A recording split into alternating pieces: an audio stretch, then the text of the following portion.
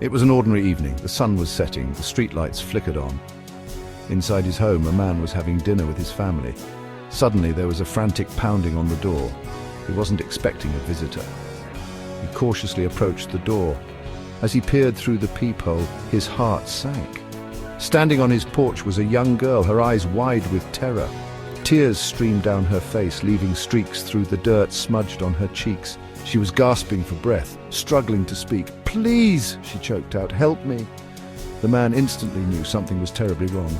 He threw open the door and pulled the girl inside. She stumbled into his arms, her small body trembling. "He's going to hurt me," she sobbed. "Please don't let him hurt me." The man's instincts took over. He ushered the terrified girl into his living room where his family was gathered. His wife, her face etched with concern, immediately took the girl's hand and offered her comfort. The man knew he had to act quickly. He grabbed his phone and dialed 911, his voice shaking as he reported the situation to the operator. As he spoke, he could hear the sirens in the distance, drawing closer. He prayed they would arrive in time. The sound of screeching tires pierced the quiet evening. A car slammed to a stop in front of the house.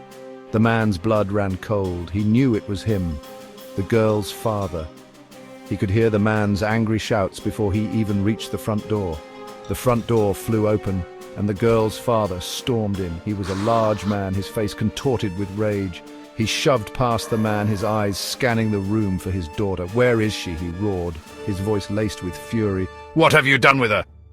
The man stood his ground, placing himself between the enraged father and the terrified girl.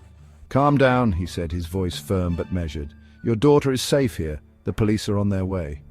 The father lunged towards the girl, but the man intercepted him, pushing him back. A struggle ensued, the two men grappling for control. The girl's father was bigger and stronger, but the man was determined to protect her. He fought back with everything he had, adrenaline coursing through his veins. He knew he couldn't let this man hurt her. Just when the man thought he couldn't hold on any longer, he felt a surge of strength. His son, alerted by the commotion, had come to his aid. Together they managed to overpower the girl's father, forcing him back towards the door. "Get out!" the man shouted, his voice hoarse with exertion. "Get out and never come back!" The girl's father, realizing he was outnumbered, retreated to his car. He sped away, leaving a trail of exhaust fumes in his wake. The man and his son stood panting in the doorway, their bodies aching, their hearts pounding. They had done it. They had protected the girl. As the police sirens grew louder, the young girl emerged from behind her protectors. Her eyes were wide with gratitude, her small hand clutching tightly to the woman's. She looked at the man and his son, her voice trembling as she whispered, Thank you for saving me."